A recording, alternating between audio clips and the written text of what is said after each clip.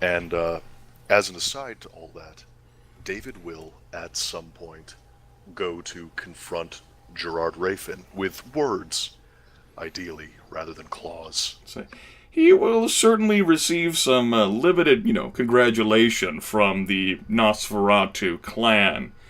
But it seems, particularly after he received that message, or it might be David's sort of interpretation of the thing.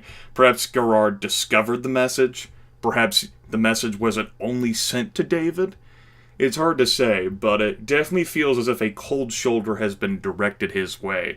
Sort of how David sort of reasons out was given to Calibros by a significant portion of the Nosferatu clan, as Calibros ended up being seen as like a sort of a patsy for the Camarilla, sort of like sellout. That might be the category into which David will be painted.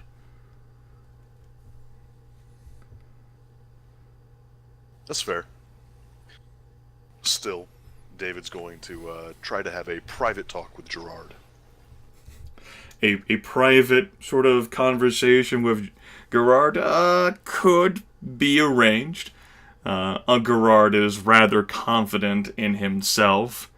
In which case, what sort of attitude does David have that he would like to share? Well, David will explain in simple terms that, lacking any evidence of any wrongdoing, he's going to be quite happy to drop any accusations against him as a favor, with the implications that, comes with. But if his political rivals start disappearing again, for whatever reason, it might be revisited.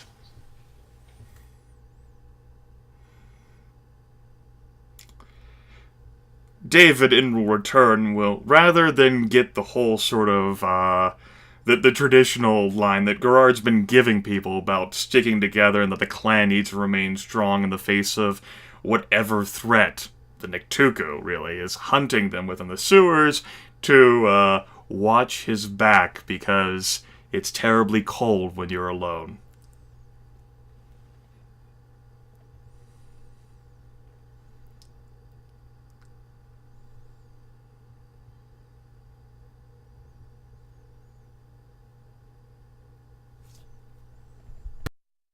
It's fair.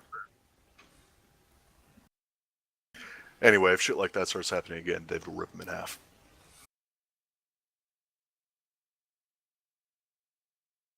Because, he's the sheriff. It's kind of his responsibility. He could certainly attempt to do such a thing, yes. David would know that such a course of action, however, may result not in political suicide, but in personal suicide. Gerard has not gotten to be in his position without, being a weakling, and as it turns out, those who end up remaining in Clan Nosferatu here within the city, apparently he does have some detractors, such as the individual who sent David that message. But that's not anyone David knows about or hears about. All he sees are people who side with Gerard. So, in essence, Nosferatu bad. No, that's fine, but David wouldn't be acting from the position of, a sole enforcer. He's the goddamn sheriff. He'd have him apprehended and put on trial. And the idealism there would, of course, be sabotaged by the sort of attitude of what does everyone else care about what Clan Nosferatu does, so long as it doesn't interfere in what everyone else does. Probably the Nosferatu sheriff. Anyway, it may well be a show trial where, his fate was decided the moment he was apprehended, but David's just going to kind of leave the threat of it there, hoping that that's enough to discourage any future activity of that sort on that front. Certainly the threat can be left. And aside from that, David's going to try to manage the security of the city at large and the coteries domain, which he's ideally going to be remaining within and keeping intact, and try to get everything running to such a point that in 1 year's time, when he may or may not be called upon by Vsevolod Cerveni, that it'll survive if he kills himself. And to that extent, he's also going to be trying to set up an anonymous trust fund with a dead man's trigger for his family. Certainly long-term goals and aspirations to warrant, to keep David Green company in his own life. But yeah, so that's basically what David's going to keep busy with.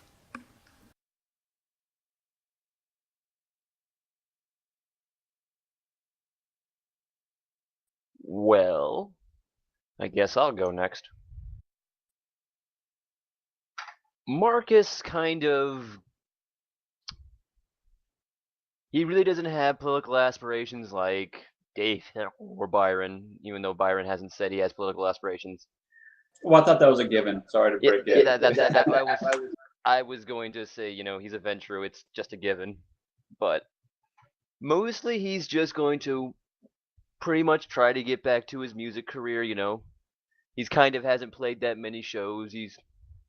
That's pretty much was his thing, I'm a musician first and foremost, and then like all this bullshit happened. So he's gonna try to get back to that, maybe start up a new band. Maybe start up a new band with the some like other Toreador from PS1 Contemporary Art Center. It won't last, but when it crashes and burns, it's gonna be spectacular. That's what he's planning. And pretty much he's just going to try to maintain what the coterie has right now. Try to be helpful if anyone calls on him. He really doesn't have that, big grandiose plans. He's just like, he just wants to basically sit on his laurels and be happy with what he's got for a while. Which are difficult for him to obtain at the moment for the sort of nightmarish apparitions scratching at the edge of his consciousness do not leave him within the coming weeks. Doesn't that end like 2 months after the end of 2 months from the end of the game or something like that? I forgot when the little girl fucked with his brain. 2.5 more like, I think. You didn't get far into the 3 months.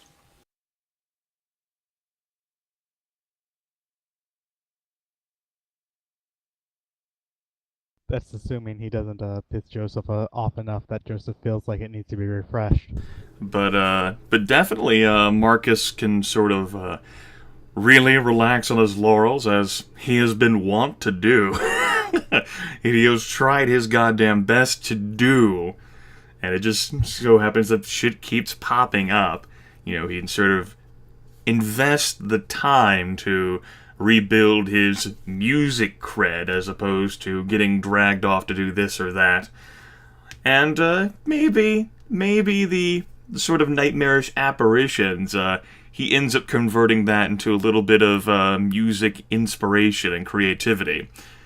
Some individuals do drugs, others are daredevils. Marcus sees shit from his past. It totally works. Yeah, and I think he's also seeing this as a way to ingratiate himself with the clan Toreador at large. Certainly, Marcus himself ends up being rather distant from Toreadors. And the Toreador political machine is still very much in existence, though. Now, with Thomas Arturo at the head, of course, the idealistic goal is that Carter Vanderweyden should not be in the princedom, and that this whole Vintru Boone shit that they called on as total hacks. It's cheats. It's rude. No one has to take that shit. Maybe should Carter Vanderweyden prove to be a particularly weak individual, maybe, we can get a Toreador back up in there. Also, oh my god, that's a beautiful statue, it's amazing. Clan Toreador, unfortunately, doesn't end up being that great. They don't do a good job at being organized because they get distracted so easily. And I think they're naturally cliquish, and they are They like to fight each other over what is the best. Best is so fucking relative. It's, there are no clearly defined bests. Excuse me. All Toreadors have a clearly defined best, and they are clearly objectively correct. Shut up, sewer rat.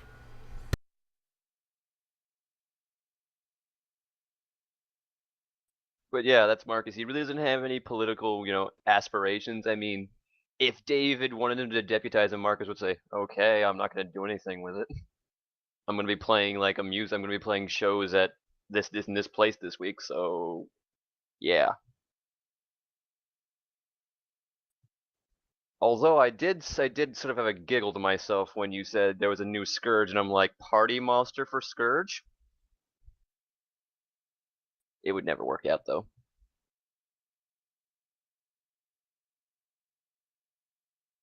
Joseph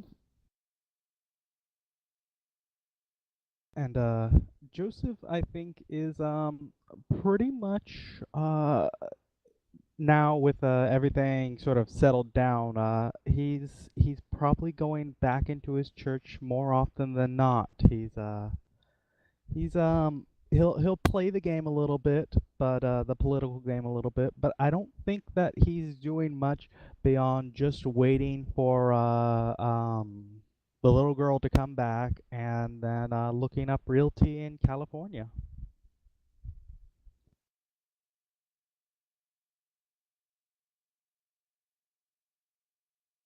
Well, it is worth noting now that we got into you, Sean, that it definitely does seem like whatever sort of political pool or, ties he may have had in regards to the Anarchs have been severed.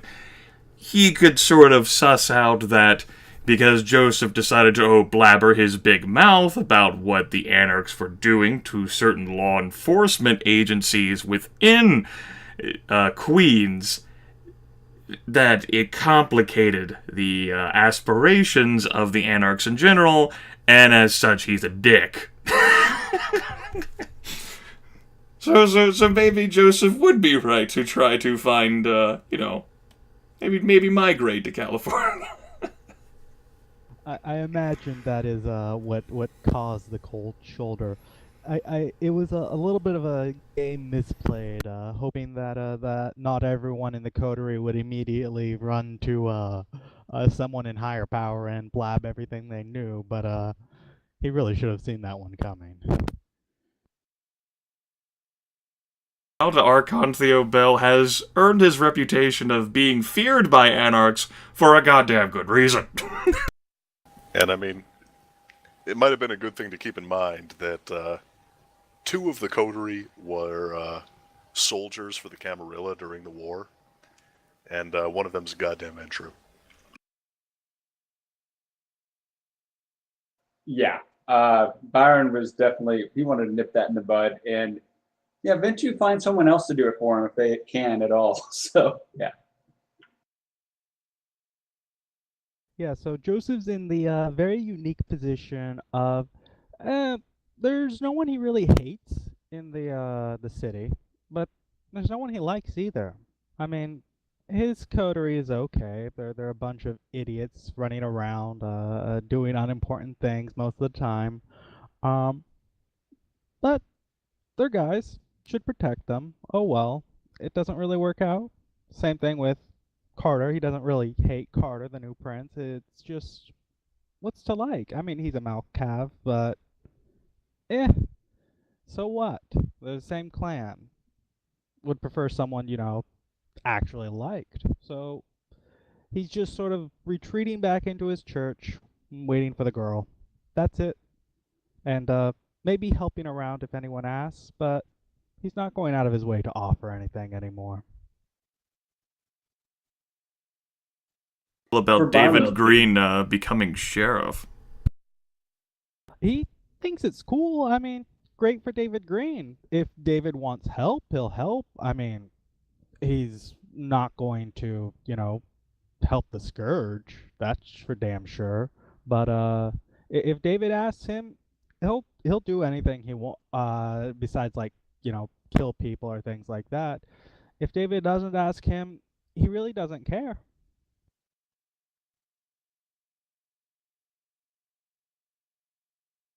And for Byron's part, if Joseph ever comes to Byron and says that he's planning on moving to the West Coast, Byron will very quickly, maybe too quickly for Joseph Comfort, say, yes, there's a contingency plan for that. And he will show a way that you can either take all your money out, or Byron's preference is to slowly divest yourself of, since you mostly gave domain, you know, they'd have to figure out a payment plan, I guess. Or you could stay invested in a business too, just from 3,000 miles away. He will give you those options. Well, there's no real reason. I guess if he was to do that, there'd be no real reason to ever truly cut his ties. I mean, if could get the money out, I don't think in terms of points it even matters. But it's if wanted to pay him off, if the coterie wanted him paid out and just done with it, he'd take the money. If not, a little bit of money here and there, and a safe place to run to on the other side of the United States is always a nice thing to have. And he'll probably hit some shit in California, knowing Joseph. Yeah, and in much the same way that Byron would offer those sorts of alternatives, David would make a point of saying that as long as he's sheriff, he's planning on keeping the domains secure and available if and when, you know, he ever wanted to come back.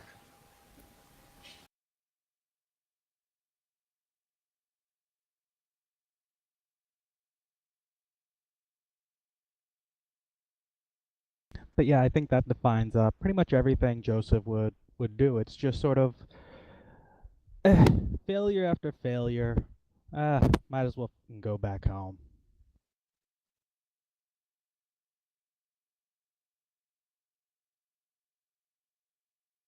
But now that things have quieted down, I mean, there's so much good you could do for the community here too. So that's why you moved to Flushings to begin with, right? True, but in terms of the vampire community, no one likes him. He's pissed everyone off. Maybe he'll get a fresh start. Maybe he'll piss everyone off somewhere else. Who knows? But I think that there's not a lot of good movement he can do from here. He can be an attachment to the coterie, but he can't be anything beyond that while he's still in New York, because, well, everyone dislikes him. No, I don't think anyone wants him dead. Like, I mean, maybe as like, hey, it would be cool if he died, but no one's like trying to, assassinate him at the moment. But yeah, I was gonna say, I don't think anyone is out to get him personally. I mean, Grimith knows better, but keep in mind that you're going to be in the same domain as the sheriff of the city, so that'll keep people off your back and let you do whatever you want. Sure, you're not in a place right now where you can affect much change, I guess, but eternity is a long time. So, you're probably safer here than most other places. true, That but you guys are really weird. The fact that a kindred coterie has stuck together for so long is really strange. Particularly, I mean, there are definitely other coteries in the New York City domain, primarily because there are few elders here, and as such, neonates who've come flocking in have sort of been able to bond together on their own, because neonates being neonates, it's not unheard of, it's just strange, particularly as for divergent individuals like yourself, like, you don't really have anything in common. Whereas coteries might go together, like the Midnighters for drag racing, or for other forms of esoteria.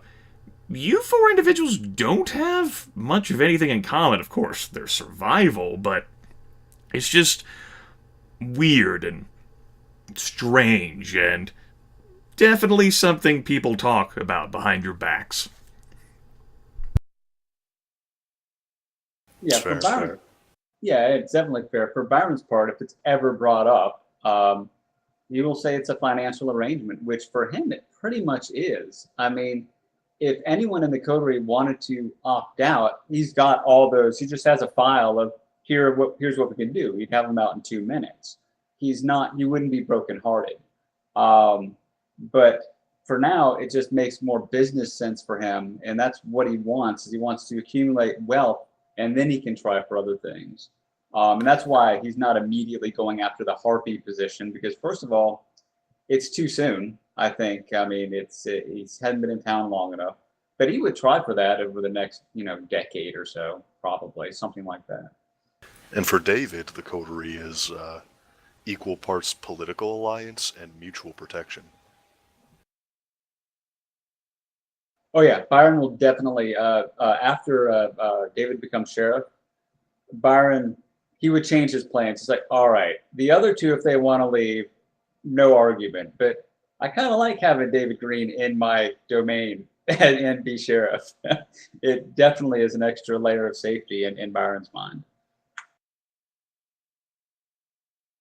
See, I imagine the reason Joseph joined up with it is, hey, maybe there's, everything's being shook up. Maybe a Baron can roll in. And then now that there's not a Baron to roll in, and now that there's no way that he's going to help that, I think that his main reason for being part of the coterie, other than, hey, you guys roped him into it, is just sort of dissipated. Plus, everyone keeps, drinking all sorts of weird blood, and he doesn't like that anymore. Ha. Says the man who drank blood, who licked blood from the bottom of Marcus's shoe. Yes, that one. That one made sense. It wasn't Okay. demon blood.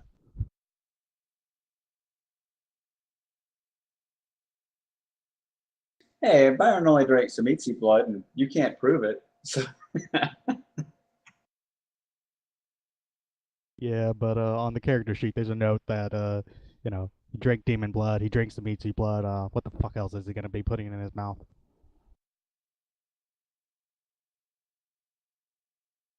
What will he put in his mouth next? wait, where's That's a the good foot question. comment? I was waiting for someone to say a foot.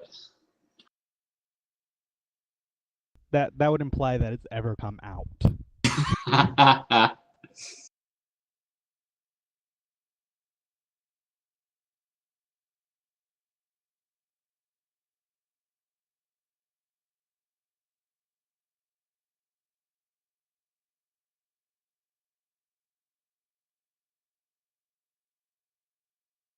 I don't know what. I don't know if Marcus would actually stick with the coterie. Like, he might just, sort of just float away. I mean, he wouldn't, like break the friendships or, relationships they have. He just doesn't see a reason, to naturally stay with each other. Well, and if he went wandering, would he be pulling out his points from the coterie? Maybe, maybe not. It's very much Marcus's sort of.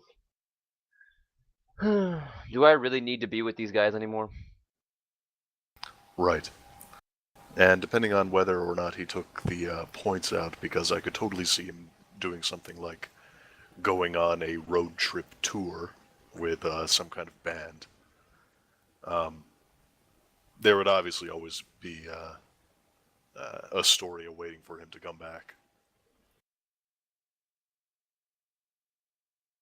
Yeah, I just have this visualization of, months, years go by, and he gets more and more distant, and Byron's just forwarding, every month the proceeds from the business, and then they start returning. No forwarding address. He's just gone. Marcus Paulson has gone off the radar, never to be seen again. In the He Twilight turns Zone. up again 20 years later. Marcus has survived and seen his fair share of shit, and I do believe he's still carrying around a deep burden of guilt. Yes, and that probably will be the only reason he stays around is he just feels guilty to everyone. So if he does leave, when would he be going? Where and how would he be going? And would he be taking his dots with him? That's all questions that I don't even know if Marcus would know the answer to. Fair enough. Where am I going? I don't know that way. scope of Pittsburgh. the few weeks sort of set in which the epilogue is. It's like a long-term idea for him. Yeah, he's not going to be leaving during the epilogue. It's basically he's thinking about it, but he's not going to. So the epilogue's not going to be covering a long enough period of time to know whether or not the ghost girl returns, or to know if David ends up killing himself in a year? No, it's sort of the idea of just to cover like the few weeks after the campaign ends, sort of like 3-4 weeks. I just wanted to cover the sense of what happens in the city after, last week ended with Carter Vanderway and the sort of political drama and sort of result for that. I'm not sure whether it's my scope to write the endings of your stories. I don't think that could exactly be covered here. I think that's something that you guys can do. What the endings for your characters would end up being. It's fair.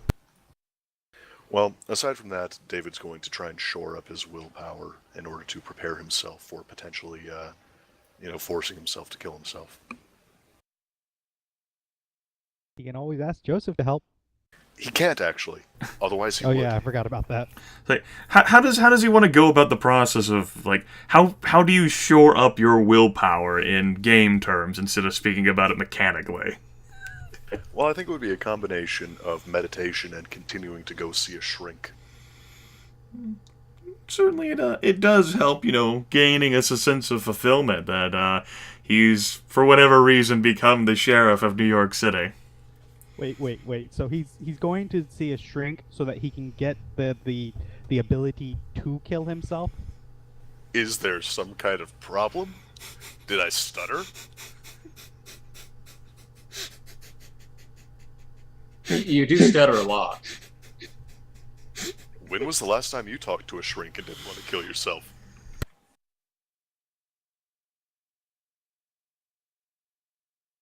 I guess it all depends on what drugs that shrink is prescribing. Well, considering the only way you can prescribe them to a vampire is through someone else, I mean... Yeah, just find a blood doll, shove some pills down his or her throat. Oh, man. So as of the end of the epilogue, David's going to be on a personal race to have everything prepared a year from now. Like everything with a capital E.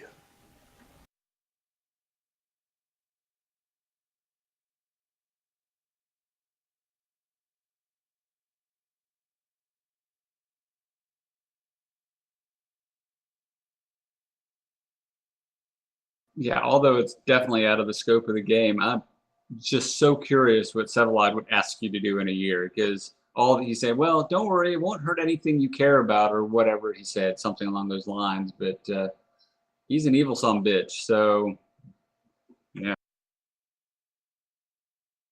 Yeah.